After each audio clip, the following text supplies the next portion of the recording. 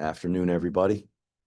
I hadn't had a chance to look at the play-by-play in earnest, but I think it'd probably show that we played a much better first half than we did in the second half.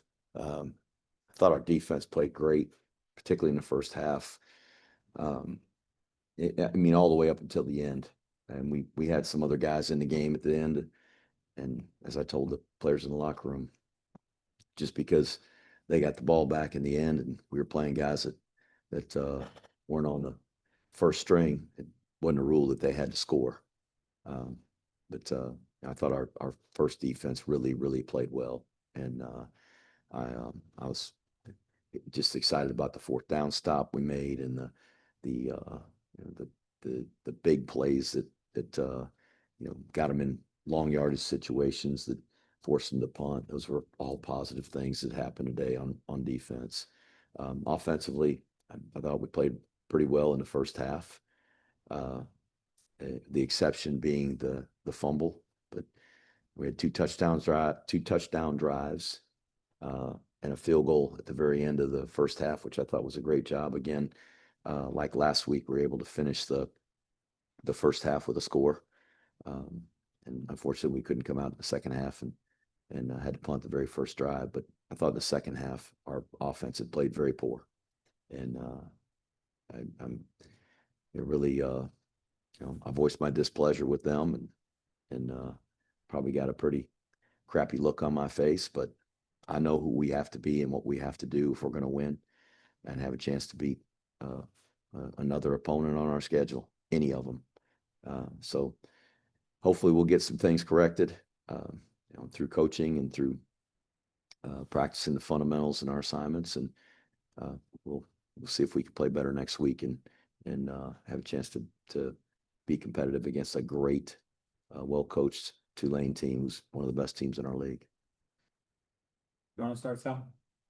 Yeah, Coach.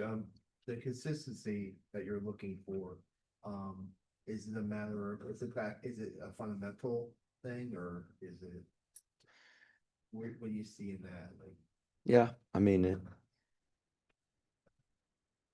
it all comes down to assignment fundamentals, execution of those two things, and at times it was assignment, at times it was fundamentals, at times it was both. And at times we could have done a better job as a coaching staff to position our guys. So that it's a combination of all of it. And I'm critical of every bit of it. I'm critical of myself because I'm responsible for all of it. And don't get me wrong, I'm glad we won. It sure beats the alternative. But I've been doing this a long time, and I tell you, it sometimes it's even hard to enjoy the victories because the standard is so high. My expectations are so high, and the standards to meet those expectations, they have to meet the expectations. And so, it's too much to be perfect. I don't know, not in my opinion. So we're going to keep trying. And when we have the ball, my expectations, we're going to score every time we got it. If we don't, I'm going to be disappointed. But particularly when we make some errors that we can do a better job of controlling. does it make it more frustrating that you're halfway through the season and this stuff is still happening? Or No, it happens. It's frustrating no matter what. And there's, I thought we had a pretty good football team a year ago, and we didn't score every single time we had it last year, and I'd get ticked off then too. But we won the game today, and I don't want to discredit how hard it is to win a football game because it is. And they got a lot of good athletes on that team. And Tim Albin, their coach, is an outstanding football coach. They got a great coaching staff. And it's not easy to go into a situation where you're starting over. We're not starting over here. I've been here 12 years, and we got a culture established, and we got guys that have grown up in our program. So my expectations are really high for these guys. And that doesn't mean that they didn't in a lot of areas probably have better athletes than we have, but just collectively we got to execute together, coaching and playing and all that we're responsible for together. Just do it at a higher level and do it more consistently. Well, I thought we really did that in the first half. We just didn't do it in the second half. Was putting in Dwayne score related, or were you looking for like a? Well, we want both of those guys to be prepared to play and ready to play. And I thought Kale had played his butt off. And he rushed for 134 yards at that point. He's taking a pounding. And so I think when we pulled him, was it 17 or if 24? It's probably 17 at that point. I can't remember. It was 24. 24. So at that point, we felt pretty comfortable putting in Dwayne and letting him take a crack at it. And you get better by playing, and you keep yourself kind of in tune by playing. And so that was good to get him in there. Go ahead, Ken. Coach, Ken Kreitz with Canvas Media, congratulations. Just maybe talk a little bit about some of the defensive plays. Jack Bosom had a pressure on the first drive, helped force the punt. Casey Larkin had pressure on a receiver on a fourth down play, got possession of the ball for you. Eric Ford got a sack to force the punt, and then Steven Ardozi had a fumble recovery after, I think it was Caleb Porter put pressure on. Just tell us about, how do you feel like the defense played? It seemed like they were more aggressive today. I thought the guys played really well. I thought our defense played really, really hard, really tough, came up with some big plays. We had several negative yardage plays. We did a really nice job on the drive down here by the building. We got a sack, and then we got another tackle for loss, and then a short gain on third down, and we went for the punt block and ran into the punter. But that was a really good series by our defense. Gave us a chance to get the ball around midfield. Now the penalty kind of backed it up 5 yards or so, but they came up with some drives like that. The stop on 4th and 1, they threw the ball out in the flat, and we were able to stop them. So I was really proud of the defense, really happy with the way they played. We missed some tackles. I noticed that again in the first half, just talking to those guys about, tracking the ball and tackling low. And we had some chances in the first half. And I thought Coach Woody called a really good game to tackle him in the backfield for a loss, and we missed a couple of those. But overall, I thought our defense played winning defense. I thought they did a good job. You talked about quarterback Cale Hillam's first drive. He got the 50-yard cross-field run, knocked out at the 1 and ran it in. And then the next later, they did the 17-play, 10:51 drive, 85 yards, 6 ball carriers. Cale ran 40 yards. And then later on in the second half, he had a 44-yard pass to Noah Short. Great play, and he ran that one in also. Do you feel like the offense is just gaining some rhythm to the way they're playing? I hope so. I hope we're gaining some rhythm. It would have appeared so in the first half, based on all the things you said, and we all watched it. It would not appear so in the second half. Just didn't look the same. And, we'll get a chance to evaluate that on film, look at what we called and how we executed it and the fundamentals that went along with it.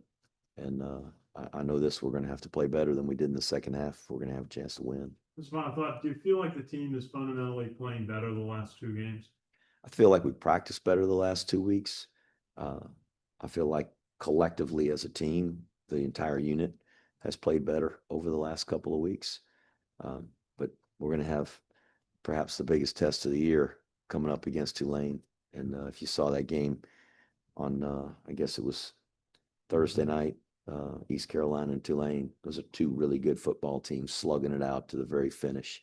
And East Carolina, their athleticism, their ability to score and their ability to stop us, and you got a team that's of the same or better caliber, duking it out. So we're going to need to have improved a whole lot from 2 weeks ago when we played at East Carolina till we play 7 days from now, if we're going to be competitive in the game. But we'll work hard. I promise you that our guys will put the effort in, and our coaches will, and I will. I'll make sure of it, and we'll give it our very, very best shot next Saturday in New Orleans. Thank you, Coach. Thanks, Ken. Anyone else? Go ahead, Chuck. Okay, Coach, any particular moment in today's game that you felt was really a standout?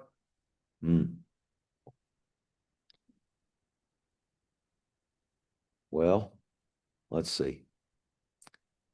one particular time was a standout. You know, I thought the first fourth down stop when they had the ball down there in scoring position, and it's 4th and 1, and we knocked him back for just a short gain. Didn't gain a lot. That was a big stop, and I think it just really was indicative of how our defense was playing. They're very aggressive and very physical today. I thought that was a big play. We'll go to Zoom. Joe Iacano, go ahead. Hey, Coach Monken, congratulations on the win. First question, the defense, just talked about it. Since the first quarter of the East Carolina game, the starters have only given up 1 touchdown. Just talk about their improvement throughout the year. As you mentioned today, they played a great game most of the game. So just talk about what you see in the defense and how they're coming along. We're doing a better job the last couple of weeks and really in that second half of the East Carolina game, playing blocks, and getting off blocks. We've tackled better the last 2 weeks. We didn't tackle great today. I know we missed some, but comparatively, if we look back at how well we tackled against Kansas State, we missed 3 defensive tackles on the night. The next week against North Texas, we missed 23, and then at East Carolina, we missed 20. So we missed a lot of tackles in both of those games. We missed 11 last week, which at least is cutting it down. And we'll see how we did today. But, the fundamentals of that, it's number one, to track a ball in space. That's really hard. Track a ball carrier in space, that's hard. Guys are athletic and they're fast. And then to bring a guy down with a lot of space is very difficult.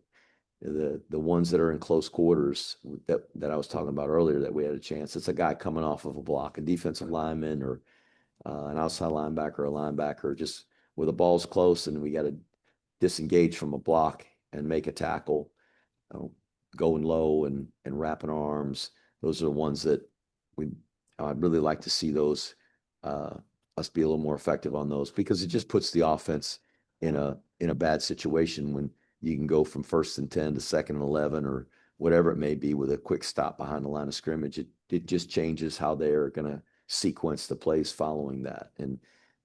So we'll continue to work on it. We work that fundamental every day. We work tackling in practice every day, block destruction every day. That we have to be good as we can be in the fundamentals if we're going to be a good defense and good offense and special teams. And so again, we'll get back to work on those things tomorrow and see if we can improve before we play Tulane. And then my final question, field goal extra point team. There was the block at the end, and Dawson Jones's first field goal was nearly blocked. Was there something there with an assignment on blocking or something that was causing a challenge for that team? The first one, I don't know if that first one was almost blocked. I'd have to look at it on the film, but sometimes there's going to be some penetration by the defenders in the gaps, and they kind of falling forward and throwing a hand up, and sometimes it looks a little bit closer than it actually is.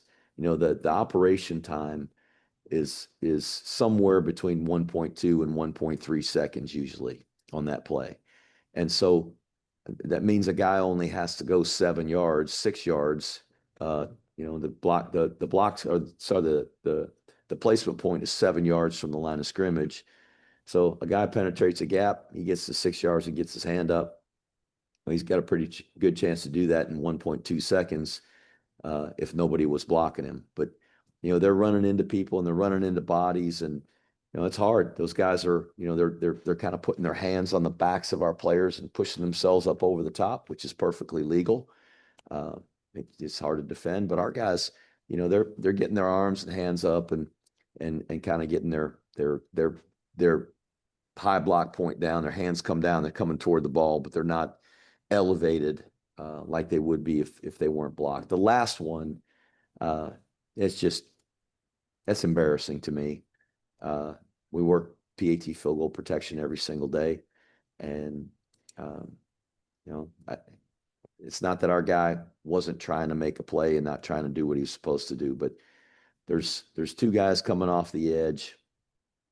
One typically rushes between the tight end and the wing, one outside the wing. he should block the guy outside and let the tight end handle the gap between them. And he blocked the guy inside. So the guy coming off the edge was unblocked. And he's coming from the field. So the trajectory of the kick is going right toward him. And I mean, he was all over it, but we didn't lay a hand on him. And that's just a missed assignment. And that's our job as coaches to get him to do it right. And he didn't do it right. So that certainly could have been very costly in a closer football game. Thanks, Coach. Thank you. And to wrap us up, Ken McMillan, go ahead. Jeff, congratulations on the win. We talked several weeks ago about Cale Helms and how he took it really hard, his performance against East Carolina and such. North Now Texas. that he started again, had a very strong start, what does that say about his character, his ability to process, and his ability to learn? Well, it was the North Texas game that I North think Texas, I'm sorry. Yes. jarred up about the three turnovers. He's a tough kid. He's a competitor. He's a winner, and he was remorseful over that, and wanted to improve. I think he's worked really, really hard, today was just a good example, I think, of what he's capable of. His toughness, his attitude, his temperament. I think that really showed, and that fits the culture of our program and the kind of offense that we want to run. And about Hayden Reed, we saw you talking to him after his fumble, and I'm sure he felt terrible about it. But he got back in the game and was pretty solid in the late in the third quarter and fourth quarter. Again, what'd you think about his bounce back and his ability to be your back? Thought he did a good job. He had a good attitude. He was over there cheering on his teammates. I know he was disappointed about fumbling the ball. I was disappointed in that too. And I'm glad you said I was talking to him and you weren't a lip reader, because I was sorely disappointed. And as hard as we work on that fundamental, if you come out and watch us practice, I mean, it is for the duration of practice, from the time they hit the field to the time we're gone. I mean, I don't care if a guy's over there just messing around with his teammates at the end of practice and they're, tossing the ball around and tucking the ball away. I make sure they tuck it away the right way with two hands. And I mean, I'm on their butts all the time about it. So are coaches. So when the ball is knocked loose, that's just, it is one of the most frustrating things for me as a coach, is to have a contact fumble where we aren't protecting the ball the way it's supposed to be. And he knows that. And you know what? He's been here long enough and been in our program long enough and played a lot of football. He understands too what the expectations are. So, when that happened, he spent a lot of time over there on the sidelines with us, but he didn't have a crappy attitude. He kept cheering on his teammates. He was encouraging other guys, and I appreciate that, because that's hard to do, and not go over and feel sorry for yourself and be woe is me. So credit to him, and hopefully it will be a lesson for him, and he'll get better. They say intelligent men learn from their own mistakes, and wise men learn from the mistakes of others. So hopefully he'll learn from his own mistake, and the rest of the guys on our team will be wise enough to learn that too. Can you offer some thoughts on Smith and Bartosh in the backfield today? Thought they did a good job. I thought Jake Rendina did too. Thought all those guys ran hard and tried to play hard. We had a few times where we asked them to block, and I thought maybe a couple times they could have sustained that a little bit better. We had a boot play that we had to kind of toss on the sideline that in the protection. If we been a little more effective there at the running back position, we might have been able to break contain and run the ball or find a throwing lane. But there's things like that at every position. It's hard to be perfect, though. I'd like for us to be, and we certainly strive to be. It's hard to be perfect, but I thought those guys played hard. Thanks, everyone. Thanks, Jeff.